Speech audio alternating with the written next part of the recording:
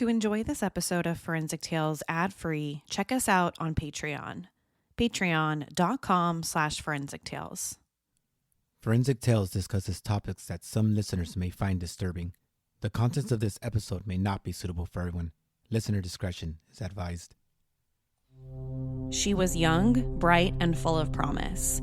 Angela Samota was a 20-year-old college student at Southern Methodist University in Dallas, Texas.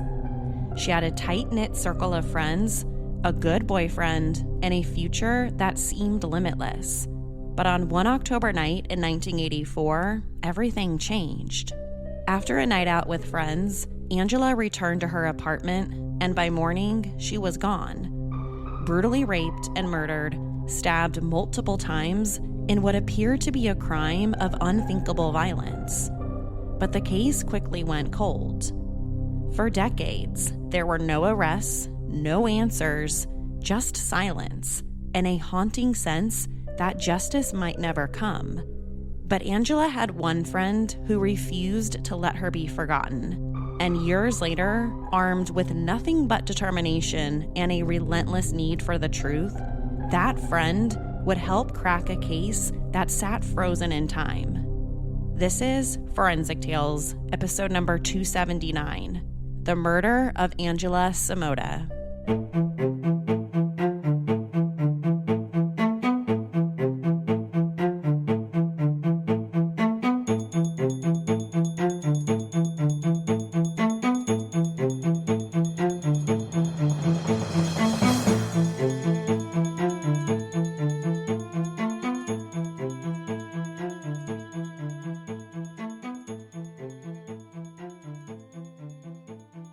In October 1984, 20-year-old Angela Marie Samota was living the dream.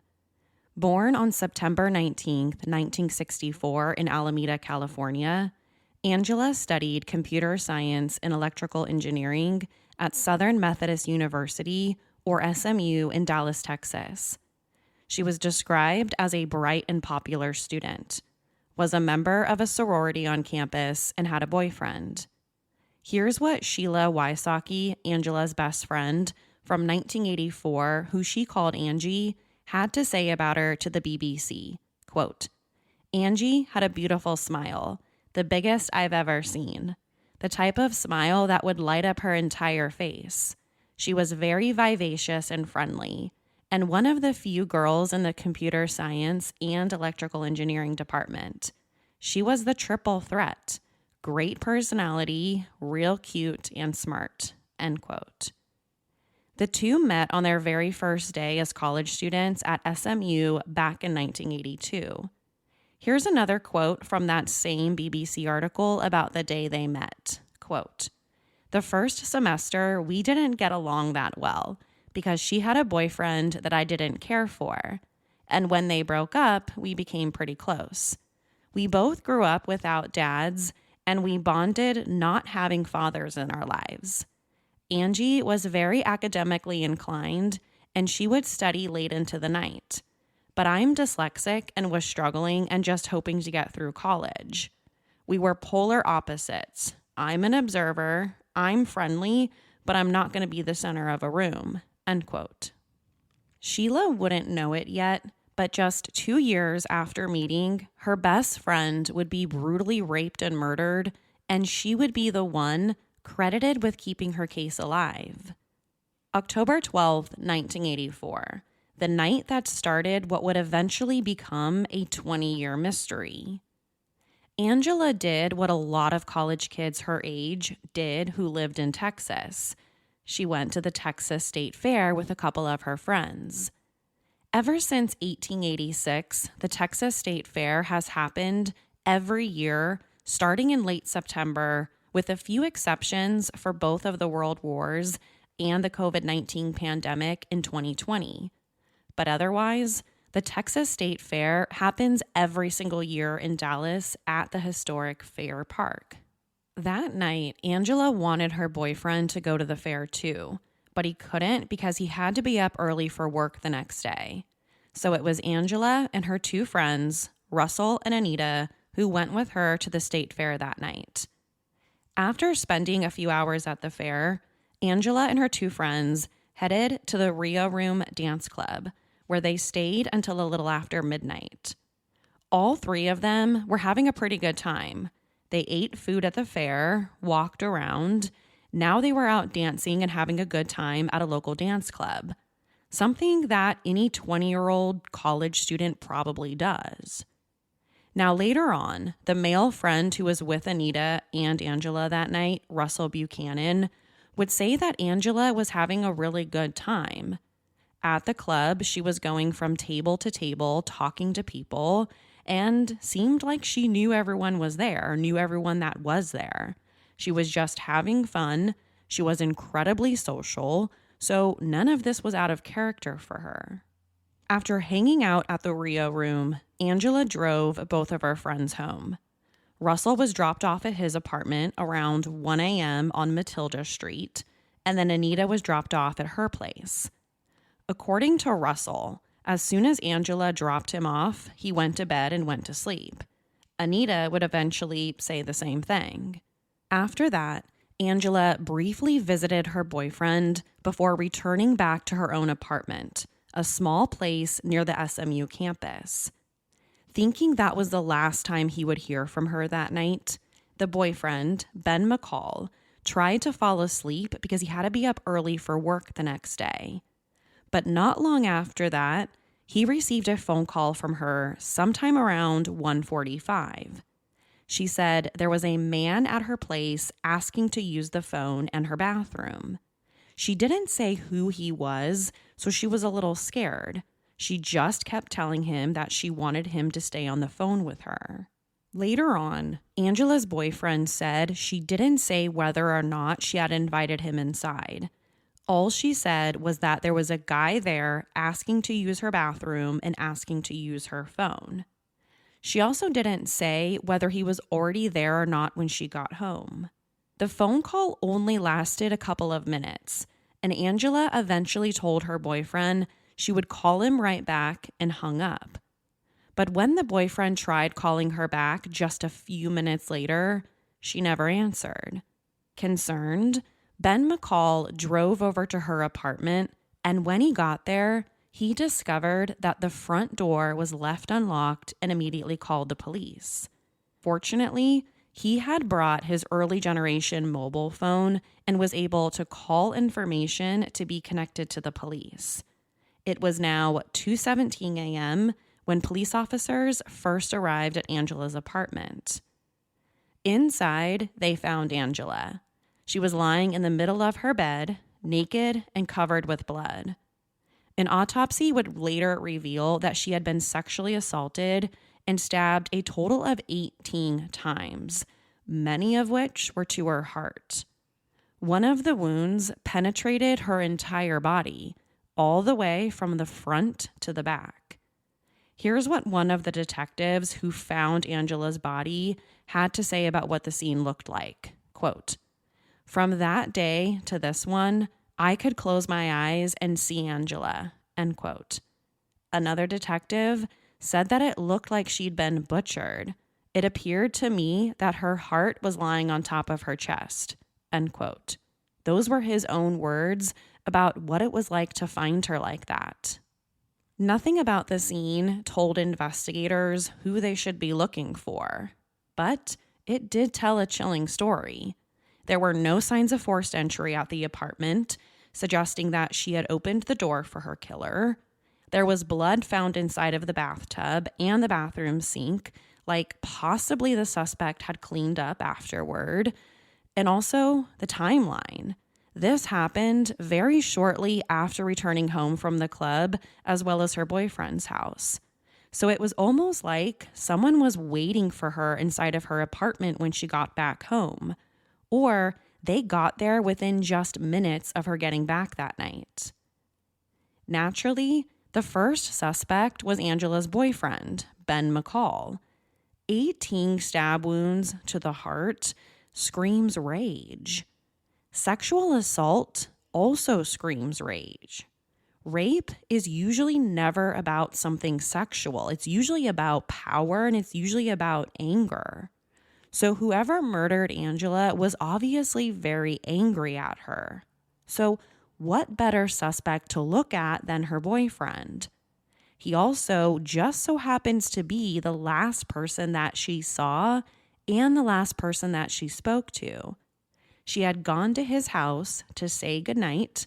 They talked on the phone somewhere around 1:45, or at least that's what he said. So obviously, he's suspect number one. The police need to sit down and question him. Suspect number two was the male friend who Angela went out with that night. He was also considered a suspect because he was with her the night before she was murdered. So from the outside looking in, it looked like investigators had a pretty good start. They had two credible suspects, two males who were incredibly close to the victim. Let's talk more about the male friend first, Russell Buchanan.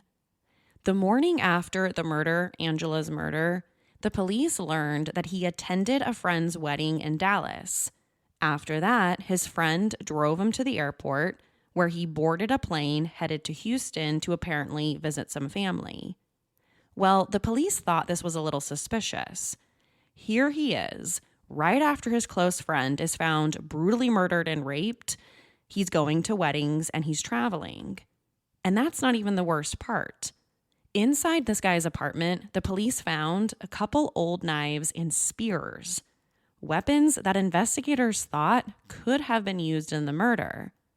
Let's not forget, Angela had been stabbed a total of 18 times. Most of the wounds were to her chest and heart area. One had even gone through her entire body, front to back. So this Russell guy definitely had the kinds of weapons that could be used to commit a crime like this: old knives and spears. So the friend was eventually brought down to the police station and questioned, but he denied his involvement.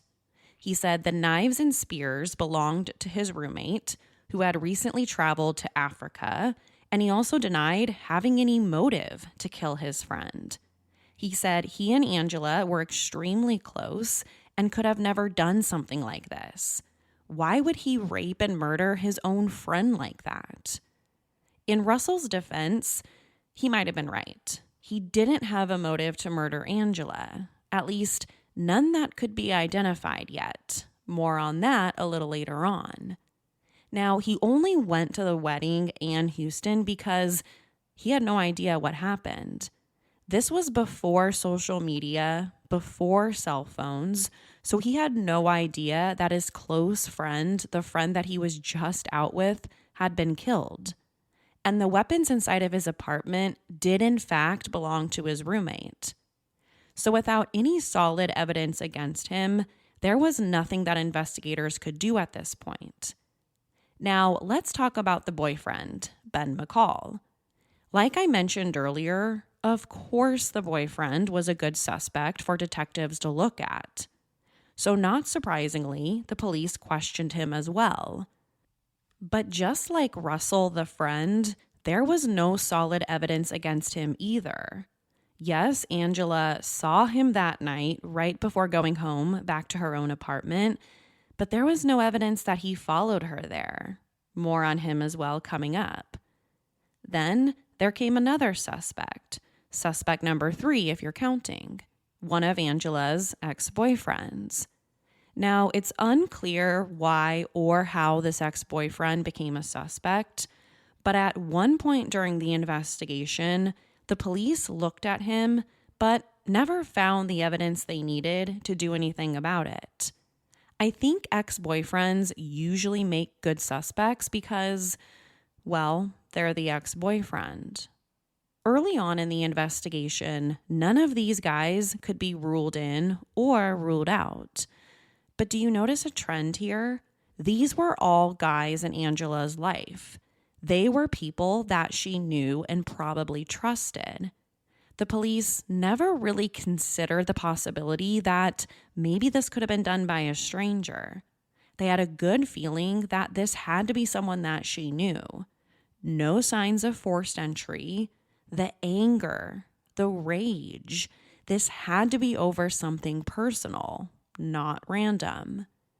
They never really considered the possibility that maybe her killer could have been someone that she met at the Texas State Fair or perhaps the nightclub that she was at that night. We know, based on Angela's friends' statements, that she was talking to a lot of people that night. So could her killer have been someone that she met? Did she attract the wrong person's attention? A dangerous person? The police never really considered that. They just thought and they just assumed that it had to be one of the guys in her life. So without any of them being ruled out, let's go back to the friend, Russell Buchanan. For several months after the murder, the police honed in on Russell. They watched him for weeks, showing up at his work and his house completely unannounced to question him. At the time, he was 23 years old and working as an architect. And they even enlisted the help of Angela's best friend, Sheila, the one that we talked about a little bit earlier. They asked her if she would wear a wire while talking to Russell. They wanted to see if he would basically confess to the murder, but he never did. He also offered up another possible suspect, suspect number 4. He told investigators about another SMU student who he claimed was infatuated with Angela. But when the police sat down with this particular student, he admitted to, yes, having this innocent crush on Angela, but he denied any involvement. He even had an alibi for the night of the crime. He was out of town with his family, so he was nowhere near her apartment. But still, that's now the 4th guy in the victim's life who the police questioned and considered a possible suspect. Okay, so you might be wondering, this seems like a pretty solvable case. The police have 3, maybe 4 if you count the guy that Russell offered, potentially good suspects. These are all men in the victim's life, a close friend, a boyfriend, and an ex-boyfriend. We know that Angela was the victim of a rage killing. She was raped and stabbed 18 times. Only someone with a lot of rage and a lot of anger could commit a crime like this. So, is it the boyfriend? Is it the friend who she was with that night? Is it the ex? Well, the police were completely stumped at this point. They had virtually nothing to go off of, and therefore no arrests were made. At the autopsy, the medical examiner was able to recover semen from Angela's body. This was a part of the rape kit that was done on her. And from that analysis, investigators learned some pretty important information about their guy. Her killer was a non-secretor, which refers to a person's blood typing subsystem.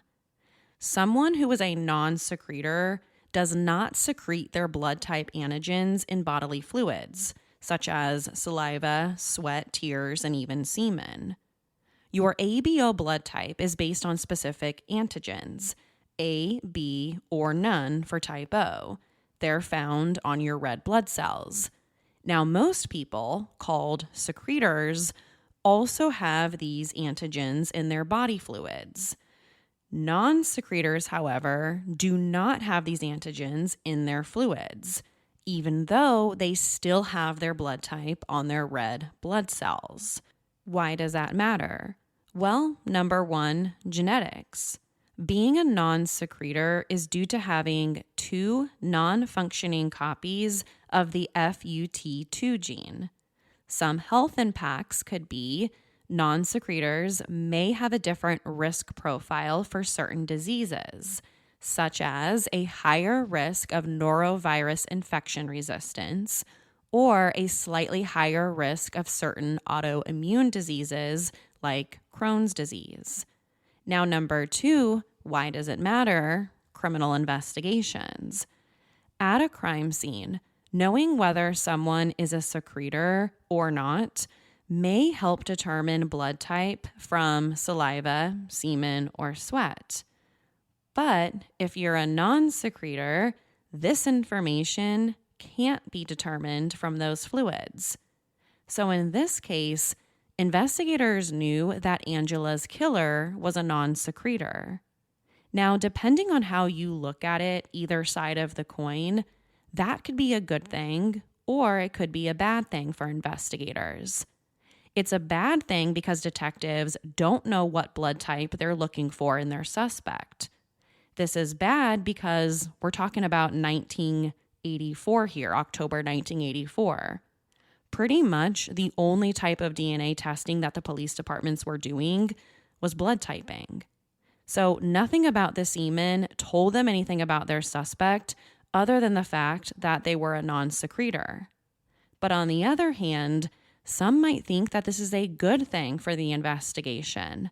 Non-secretors are far less common, so that information might help narrow down their suspect pool. You could also use this information to either rule someone in or rule them out. If a suspect or a potential suspect was a secretor, they probably weren't the guy. But if they were a non-secretor, they could look pretty good and they could stay on the suspect list. Either way, no matter how you look at it, the good side or the bad side, the DNA from the victim's rape kit, from Angela's rape kit, didn't mean anything at the time. The only thing it said was that her killer was a non-secretor. Until DNA testing could improve, this information didn't have much evidentiary value. As part of their investigation, the police re-interviewed Angela's boyfriend, Ben, several times. Just like Russell, he maintained himself at the top of the suspect list. So the police asked him if he would be willing to take a polygraph test. If he was innocent and had nothing to hide, why not sit down and take a polygraph to prove your innocence? Well, Ben McCall, the boyfriend, refused. He wouldn't agree to take a polygraph test. So now he's looking a lot better as far as potential suspects go. He is the boyfriend, the person who's closest to the victim, and now he won't sit down with investigators to take a polygraph test. If you have nothing to hide, why not just take it? Now, some people hear that and already suspect this guy has to be lying. Some people assume that since someone won't sit down and take a polygraph test, then they must be guilty. But I don't think that's always the case. Maybe Ben had a perfectly good reason not to do it. Who knows? Well, Ben McCall wouldn't agree to the polygraph test, but he did agree to give the police a DNA sample so they could determine whether or not he's a secretor or non-secretor. Remember, up until this point, that's the only forensic evidence the police have. So they took his DNA swab and tested it to see if he was a non-secretor, just like Angela's killer was. But when the test results came back, they eliminated him as a suspect. He was a secretor, meaning he was most likely telling the truth. He didn't murder his girlfriend. Next, the other primary suspect, Russell Buchanan, the one who was with Angela that night. The police already knew that he lived about 5 minutes away from Angela's apartment, so he would have been very close. They also know that there were no signs of forced entry at her apartment.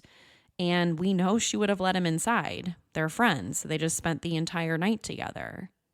But the police also learned something else interesting while keeping their eyes on him. He might have seen Angela as more than just a friend. In fact, he might have had a crush on her.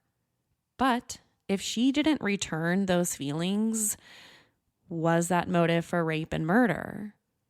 Unlike the boyfriend, Russell Buchanan did agree to sit down and take a polygraph test.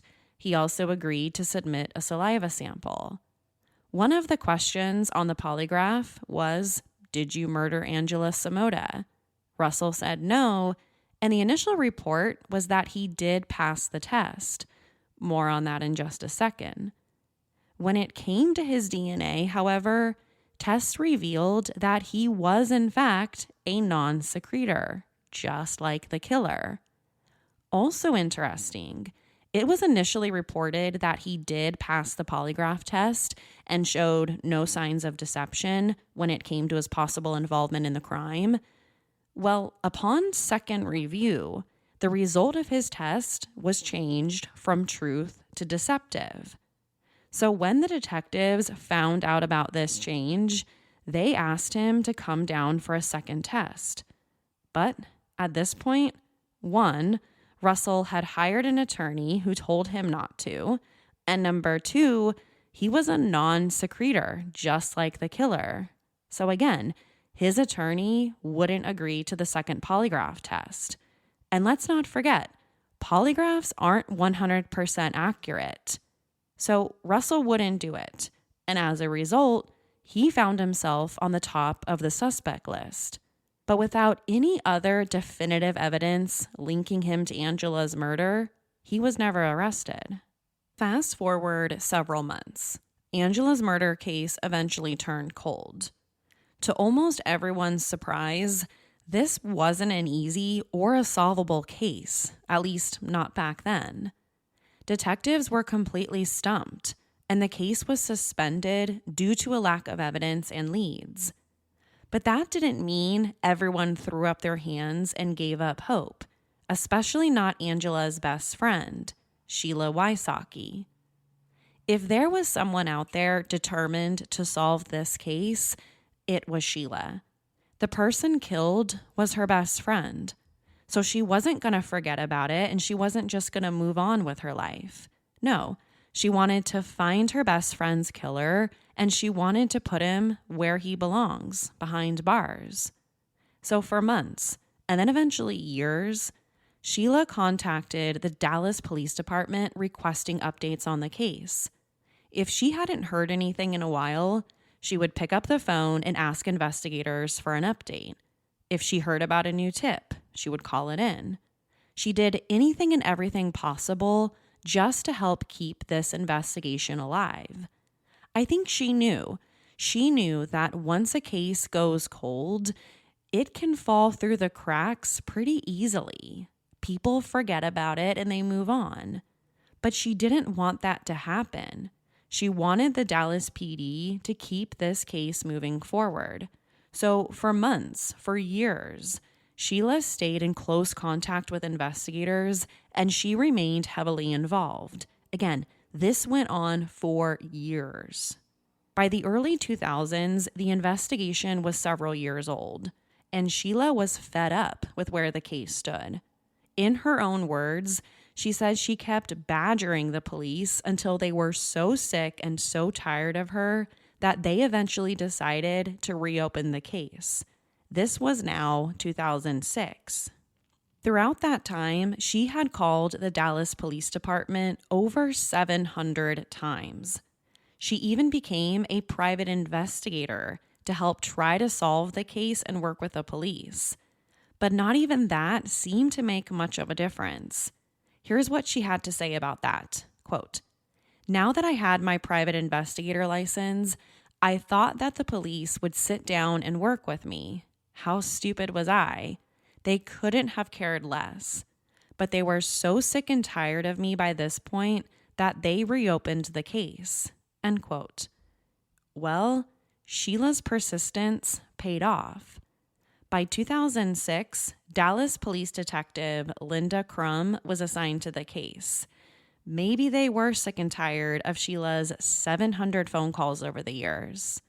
One of the first things Detective Crum did in 2006 was go back to the evidence in the case, specifically the forensic evidence. We already know the crime took place in 1984 when DNA testing was practically non-existent. But by 2006, a lot had changed. So the first place to start was the physical evidence: blood, semen, fingernail samples, anything that had been collected during the original investigation. And by doing that, Detective Crum got somewhere. The biggest piece of evidence they had in that evidence file was Angela's rape kit. According to Detective Crum, she was initially told that the rape kit had been lost over the years during what they said was the Dallas floods, but as it turned out, it was still there. So that meant there was a possibility of DNA evidence belonging to the suspect. We already know the killer was a non-secretor, so what else could they learn about him from the rape kit? By this point, DNA testing had come a long way since 1984.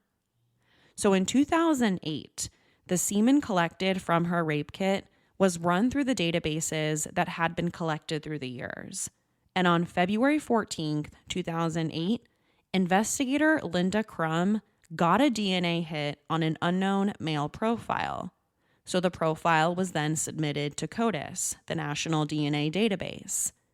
Then on March 19th, there was a match. Donald Bess, a man who was already serving a life sentence in a Texas prison for sexual assault. Although Donald Bess was in prison in 2008 when investigators found his DNA at Angela's crime scene, he wasn't in prison back in 1984. In fact, at the time of her murder, he was on parole. He had been released on parole in March of 1984, 7 months before Angela was killed. Even more damning, he was said to have frequently visited Dallas throughout 1984.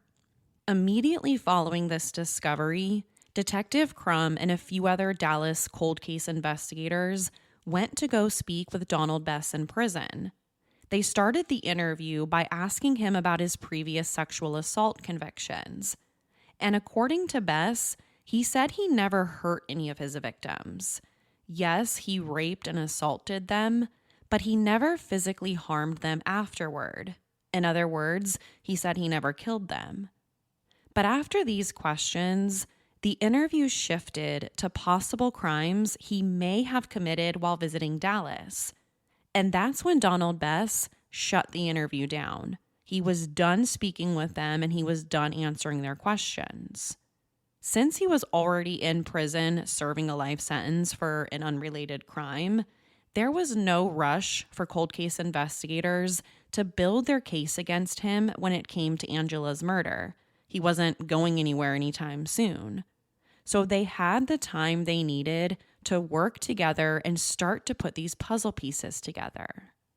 Now, beyond discovering that Bess had in fact been out on parole back in 1984 and that he did regularly travel to Dallas, they also started coming up with a theory about what they believed happened on that night, October 12th, 1984. Detectives theorized that Bess spotted Angela sometime that night. He saw that she was alone, he targeted her, and then he made his way into her house by asking to use the phone and asking to use the bathroom.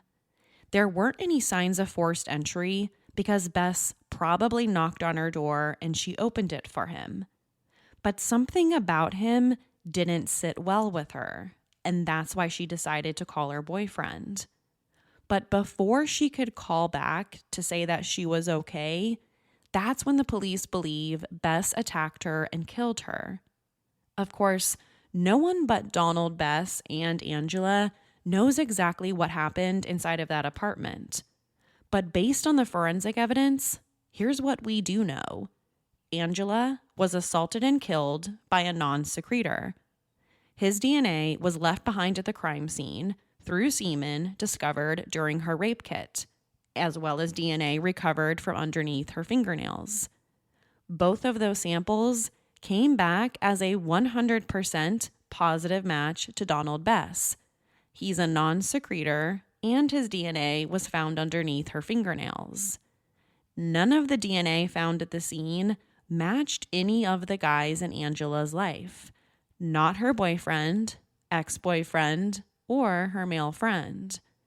Based on the forensic evidence, detectives were wrong about Angela being killed by someone that she knew. Based on the forensic evidence, she was killed by a complete stranger. In 1978, 6 years before Angela's murder, Donald Bess was convicted of aggravated sexual assault and aggravated kidnapping and was sentenced to 25 years in prison. But here's the thing. He only served about 6 years of that 25-year sentence. That's because in March of 1984, he was released on parole. A little over 6 months later, he assaulted and murdered Angela. So, had he not been released on parole so early into that long sentence, maybe this would have never happened. Or maybe it was bound to happen no matter what. Unfortunately, though, we can't go back in time to change that either way. All we know for sure is that Donald Bess was sentenced to 25 years in prison for aggravated rape and aggravated kidnapping, but he only served about 6 years before he was released on parole. And with that newfound freedom, he did commit another rape. And this time was different. That rape led to murder. In 1985, about 1 year after Angela's murder, and in a completely unrelated case, Bess was sentenced in Harris County, Texas, to life in prison for 1 count of aggravated rape, 1 count of aggravated kidnapping, and 1 count of sexual assault. So he only spent about a year on parole, and during that year time, just 12 months, he committed at least 2 rapes. The rape and murder of Angela, plus this rape that he was convicted of in Harris County in 1985. So I think it's fair to say that this is a very, very violent and dangerous sexual predator who should have never been released from prison in the first place. In 2010, Donald Bess was found guilty of Angela's rape and murder. The trial lasted only 4 days, and the jury deliberated for less than 60 minutes before coming back with a guilty verdict. Then on June 18, 2010, Bess was sentenced to death by lethal injection. Now, the question, are there other victims out there? Well, during the trial in 2010, several women came forward and testified that they had also been sexually assaulted by him. His ex-wife even took the stand to testify, saying that he not only abused her during their short marriage, but he also abused their child.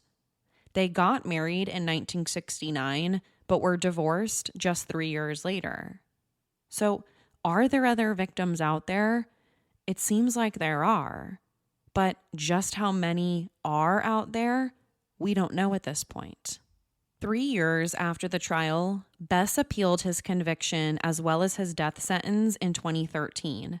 But the appeal was denied and the original conviction was upheld. Then in August 2013, a certiorari petition was filed with the U.S. Supreme Court. But that was also denied on January 13th, 2014. If you live in the U.S., then you know the death penalty doesn't happen overnight. When and if someone is sentenced to death, they usually spend decades on death row before their sentence is carried out, and that's if it's carried out at all. Well, this case is no different. Before Donald Bess could die by lethal injection, he died in prison from a heart attack on October 8th, 2022. He died of natural causes while awaiting his death sentence for murdering Angela. In the aftermath of this case, in 2016, the Dallas Police Department reestablished a unit solely dedicated to researching cold cases. And in 2021, there was an investigation discovery episode titled Betrayed, Co-Ed Killer, in which the case and the subsequent identification of her murderer were reenacted. For Sheila Wysocki, Angela's best friend who helped keep this case alive, she believed she would retire from her work as a private investigator. But instead, she received countless letters from people who heard about what she did to reopen her best friend's case, and they wanted her help as well. So now, Sheila specializes as a cold case private investigator, and she has worked on over 100 pretty complicated cases. She's been nominated as one of Nashville's top 20 private investigators, and she's been voted as one of the top 6 most influential female private investigators. Over 40 years ago, the life of 20-year-old college student Angela Samota was cut short. Initially, the police suspected she had been murdered by one of the close males in her life. However, the forensic evidence found at the scene pointed in a much different direction. Without the tenacity of her best friend and cold case investigators, a killer might have gotten away. But thanks to advancements in DNA testing, we now know who was responsible for taking Angela's life all of those years ago. To share your thoughts on this week's episode, follow the show on Instagram and Facebook. To find out what I think about the case, sign up to become a patron at patreon.com/forensictales. After each episode, I release a bonus episode sharing my personal thoughts. Don't forget to subscribe to Forensic Tales so you don't miss an episode. We release a new episode every Monday. If you love the show, consider leaving us a positive review. You can also help support the show through Patreon. Thank you so much for joining me this week. Please join me next week. Until then, remember, not all stories have happy endings. Forensic Tales is a Rockefeller audio production. The show is written and produced by me, Courtney Fretwell. For a small monthly contribution, you can help create new compelling cases for the show, help fund research, and assist with production and editing costs. For supporting the show, you'll become one of the first to listen to new ad-free episodes and gain access to exclusive content. To learn more, please visit patreon.com/forensictales. Forensic Tales is a podcast made possible by our Patreon producers, Tony A., Christine B., Sherry A., Michael D., Nicola, Megan G., Ureli, Jerry, Ann F., Carol A., Shannon D., Marianne C., Lois B., Lynn H., Ashley H., Danielle D., Chrissy D., Lucretia W., Luz Raquel, Christine K., and Brent E. If you'd like to become a producer of the show, head over to our Patreon page or send me an email at courtney@forensictales.com. For a complete list of sources used in this episode, please visit forensictales.com. Thank you for listening. I'll see you next week. Until then, remember, not all stories have happy endings.